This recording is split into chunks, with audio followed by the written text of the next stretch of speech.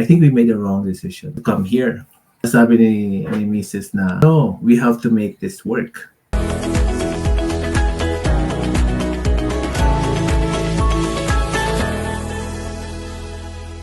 Hey guys, you're in a nutshell with me, Ina. Nako, interesting kwento ang ating maririnig in this episode. Ang ating kakwentuhan in more than 20 years dito sa Canada. Alam niyo ba ilang kumpanya ang kanyang pinagtrabahuan? Aba, more than 15. Actually, magiging 16 na kasi mapapasukan po siyang bagong trabaho next week. 16 organizations in more than 20 years. Aba, ang dami niya naging trabaho, no? Anyway, bakit kaya? Ano bang mga naging trabaho niya? Okay, kausapin na po natin siya. Siya ay si Bombet Arangote. Hi, Bombet! Hello, how are you? I'm good. Nako, congratulations, by the way. You're starting a new job next week. Sa in Monday. a few days.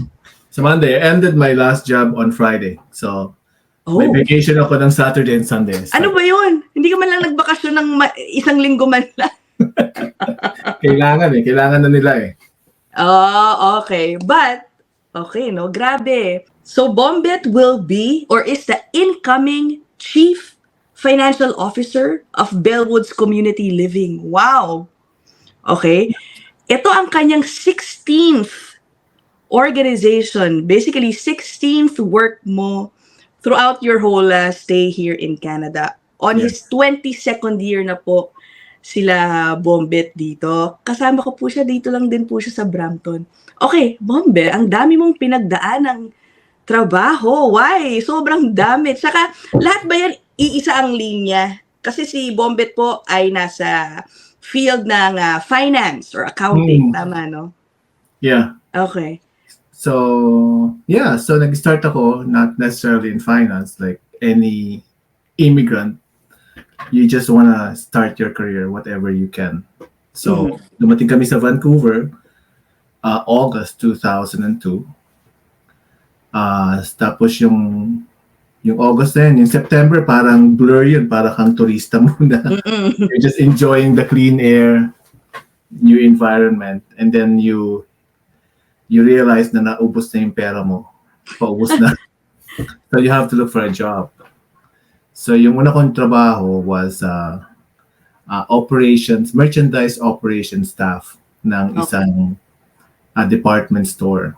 Ang pangalan ng Zellers. May Zellers pa ba ngayon? Wala na. No? Oo nga, okay. So they were taken over by Target, and then Target also didn't know the Canadian market. They also left.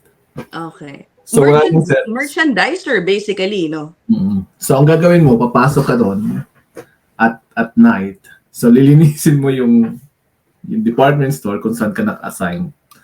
At tapos ilalagay mo yung mga lalagay ka sa shelf or wherever yung goods na naka-assign sa'yo. In my mind, I would have nightmares pagka merong sale. Kasi yung pagdating mo nun, magulo yung lugar mo. Tapos you have like from 9:30 to 5:30 in the morning. You have to clean the area. And then you have to take out the goods na dumating sa warehouse and then bring it there. Aba, okay. 5 lang kayo sa buong 5 or maybe 7 in the entire department store.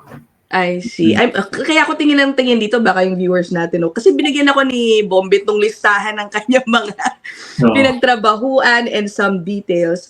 Grabe, yung wage mo nun, ng salary mo nun sa Zellers, $7 rather. And 36 per hour. So yung alam ko, $7. Probably they increase it to $8. But I remember it's between $7 to $8 or thereabouts. 2002, was that okay, happy ka na sa rate na yun back then? Okay lang ba? No, I was happy to get a job kasi sa Pilipinas, finance manager. So, sabi ko nga, paano kaya magkakatrabaho dito? Walang mapansin sa'yo na finance manager. They don't even consider your educational at that time. Nung time na yun, hindi nila alam yung education sa Pilipinas. So, and then they don't care about your work experience there. They want the real Canadian experience. So, paano kaya makakatrabaho? So, Nung nakita ko yung pagka holiday seasons, mag-hire sila ng maraming tao.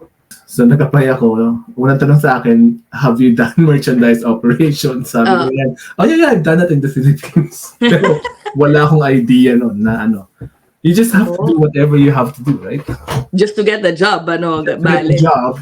And sabi niya, oh, can you give me some references? So yung isang kasamahan doon, isang reference. Tapos yung executive assistant namin sa Pilipinas, sabi, tumawag ko sa Pilipinas, hoy, baka may mag-reference dyan. Ito, sabihin mo, staff mo ako, ito yung ginagawa ninyo. Hindi naman tumawag doon. Yung kanyang executive assistant doon, sobrang layo ng kanilang line of work. Hindi sila like merchant. Yeah, hindi talaga. So, pero hindi naman sila tumawag doon. Tumawag sila sa local lang. Tapos sinabi lang, oh, do you know this guy? Yeah, then I know him. And what do you think of him? Like he looks young, he's strong, and I think it's just a dance by the people, because like, why would you even care? Because like he's just gonna bring out goods from the warehouse, put it in the shelf. Yeah. This was in 2002, Bombet. Siyempre, at that time, hindi pa naman masyado uso ang, social media. You don't see a lot of immigrants talking about their experiences here. So when you came in at that time, alam mo ba na ganun ang magiging sitwasyon mo? I mean, were you already prepared? I was na prepared. Alam mo, hindi mo makukuha yung trabaho mo sa Pilipinas because he had a very good job back in the Philippines. Yeah, prepared na ako ron, mentally prepared ako. Man, nagsasabi na hindi ka na makakabalik sa linya mo. You just have to settle for what you can get. You're doing it for your family, for your kids, right? So, yun yung mindset ko noon. Pero once ginawa mo na yon, it will still hit you big time. Kasi What do you mean? Kawawa ka talaga. Magkakaroon ka ng self-pity. Parang no matter how mentally prepared you think you are. Nung nasa Pilipinas ako, yung mga colleagues ko is yung mga magagaling sa Pilipinas, mga well-educated. And then you go there, yung kasama mga high school graduates, kasi yun yung unang trabaho ng mga high school graduate. Nothing wrong with that. It's just that parang talagang nag-downgrade ka. Yeah. So I got like 2 days in a week at a time, my first week.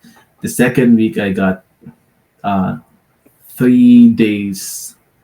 And then they want to give me a new one. And then somebody called me, an agency called me, hey, we have a position here. This is a temp position. And they said like, I don't care. I'm going to get this. This is an office job. Pero it was a receptionist job. Okay. Doon ko naman na-realize ano ibig sabihin ng temp. Yung temp pala, pupunta ka sa office, at the end of the day, sabihin, do you want me to come back? So temporary, parang daily ka, migrant. Hindi mo alam how often you'll be called in. Yeah. So you will be called in the day, at the end of the day, you'll ask the manager, do you want to come back here? Tapos, yeah, come back tomorrow. And then the following day, you want me to come back? Parang arawan yun. Yeah. Pero yung salary mo is every 2 weeks. Oh, okay. And then, sabi mo kanina, no, one of the things na sinabi sa'yo, hindi mo na mababalikan yung trabaho mo dati. Obviously, ngayon, medyo sobrang inline din naman sa iyong background in the Philippines. Again, he is incoming Chief Financial Officer, CFO, magiging CFO na po siya next week.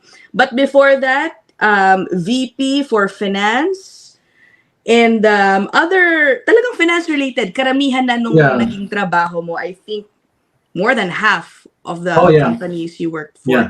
Napunta ka na rin sa finance. So when did you start, slowly going back to that field, coming from merchandising? So nung sinabi na sa akin, hindi ako naniwala. What do you mean? First of all, hindi ako naniwala na magsisettle ako. I will get the job, but I will not settle for that job. Sabi niya sa akin, tagtsagaan mo na lang yan. No, hindi ko kaya tsagain niya. I will not settle for that. Bago ako pumunta, pinag-aaralan ko na, how will I get back to the finance world? So sa Pilipinas, CPA. Dito at the time, tatlong certification or designation. Certified General Accountant, certified management accountant or chartered accountant. So I chose yung CMA. It is very aligned sa interest ko. Tas mas shorter yung duration para makuha mo yon. So kahit nung sinabihan na ako na tiyagain mo na lang yon, I still enrolled. My second day in Canada, I enrolled. Oh, So we didn't arrived on waste any Friday. time. We arrived on Friday. I asked our Tito, can you drive us to downtown Vancouver? Like, why? I will enroll. I already told him that I'm gonna be enrolling in the CMA program. Oh. So yung meron akong baon talaga to enroll para parang talagang alam ko yung path ko na babalik ako ron.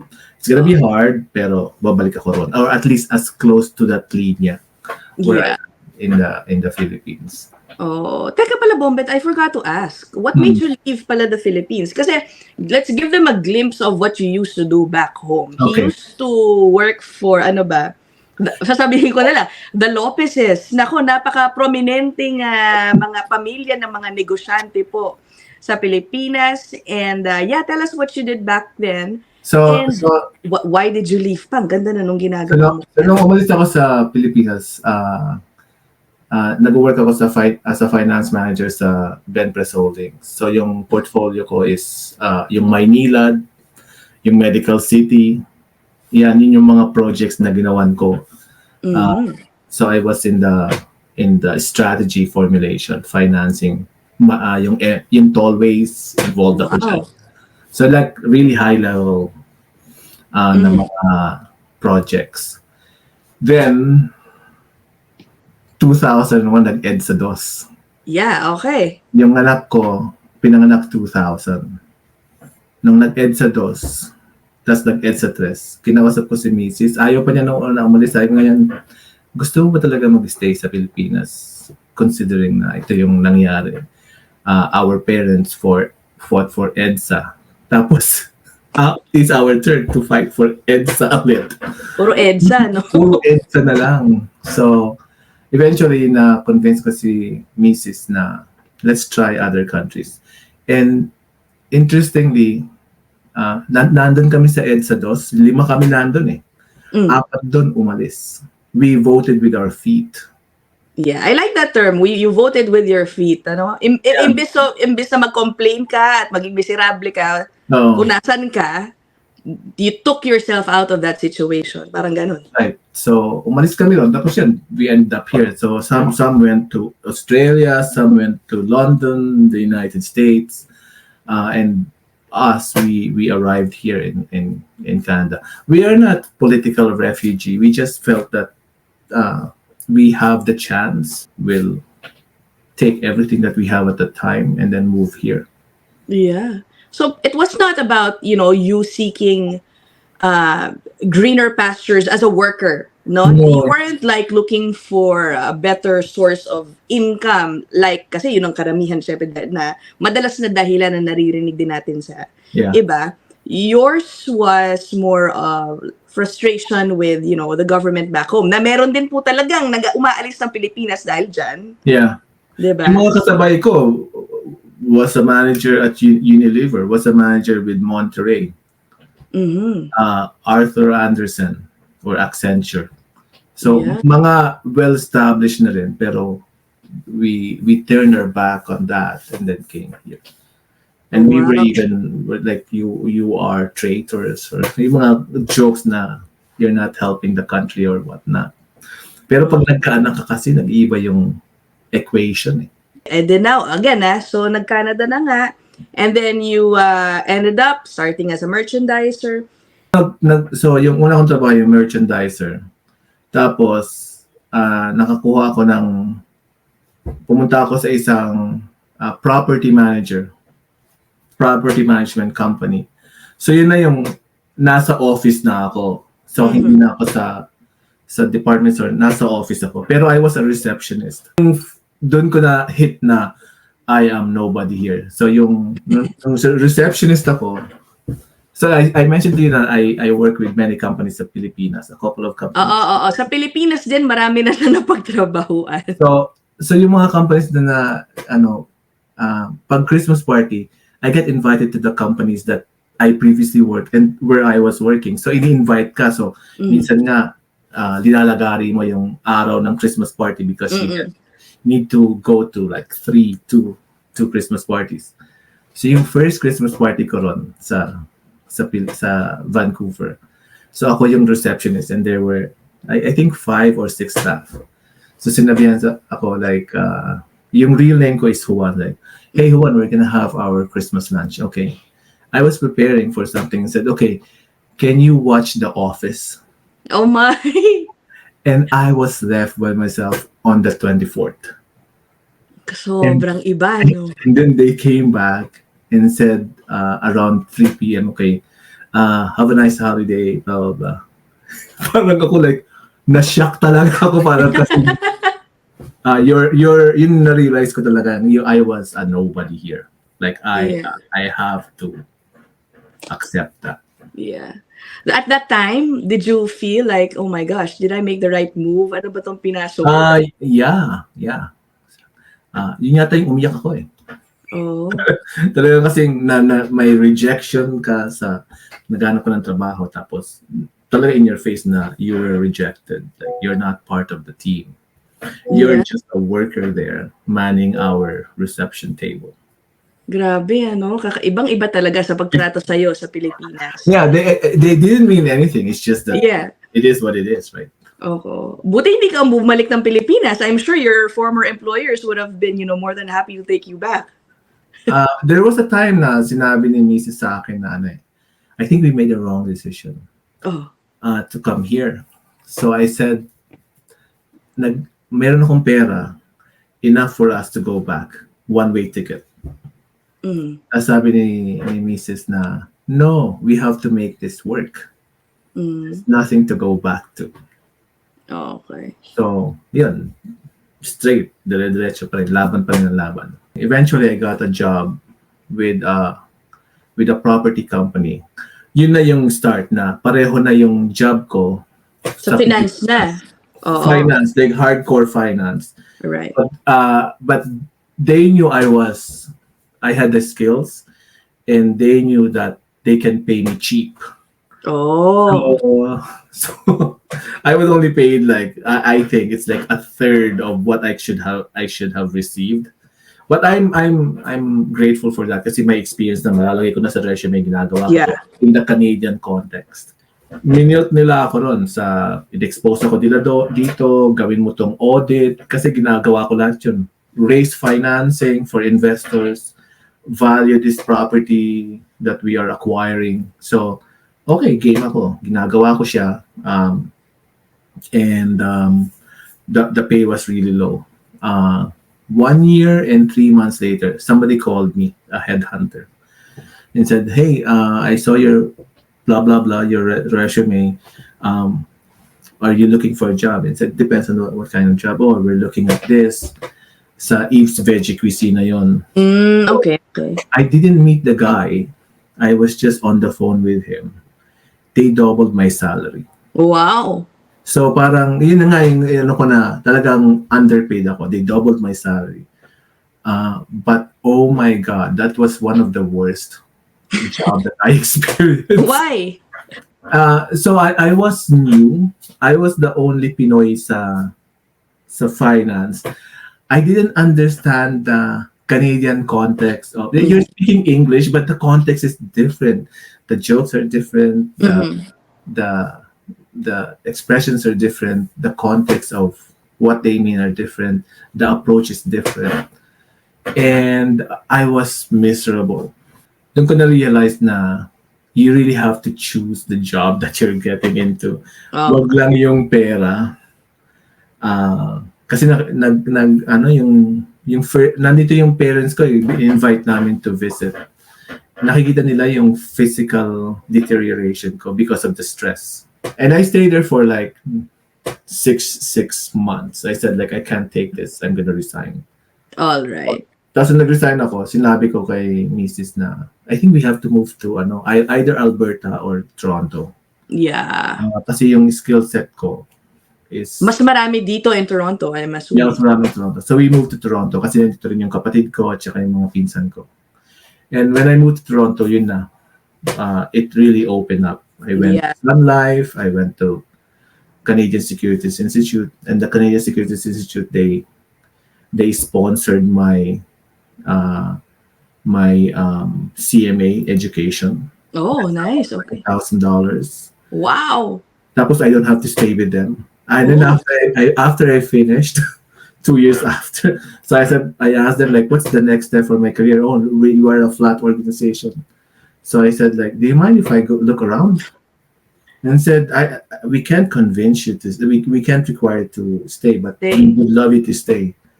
And then I ended up in the Canadian government, government. the provincial government. Yeah nga eh. Ang nakita ko. So, you went to the Ministry of Finance. Yeah, Many people, they would love to end yeah. up The in best, government.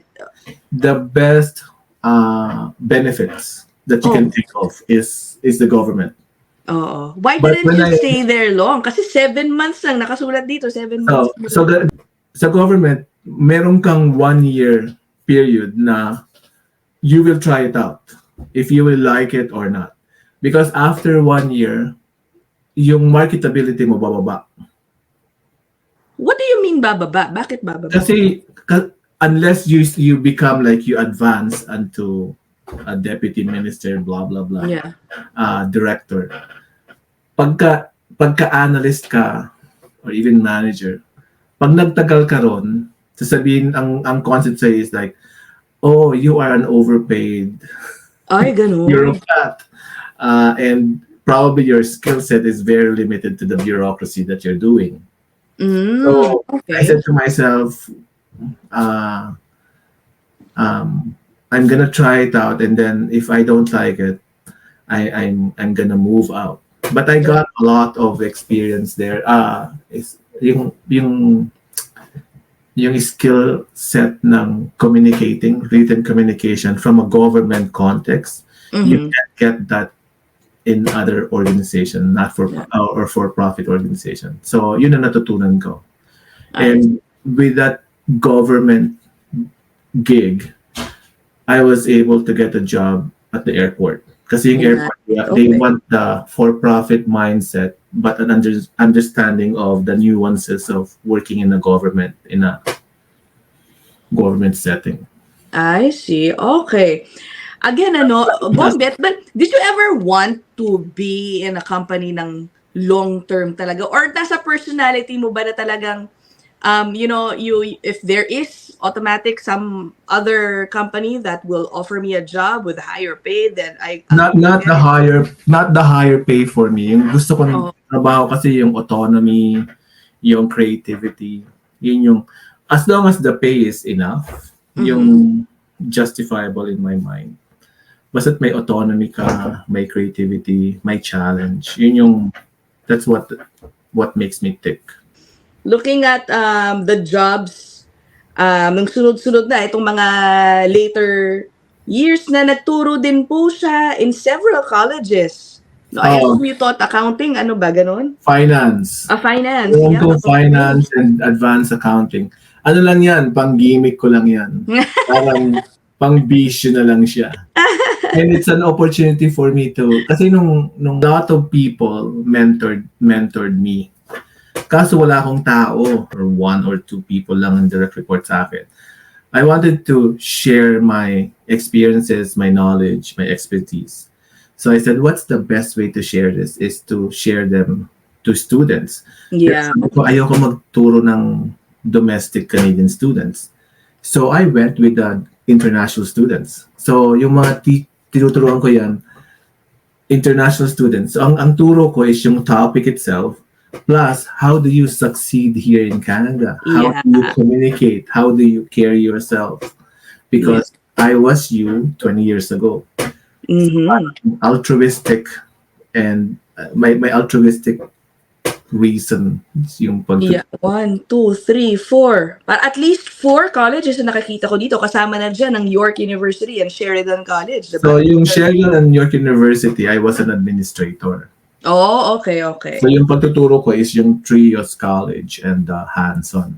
Oh, all right. So when did you realize, Bombet, that you voted with your feet wisely?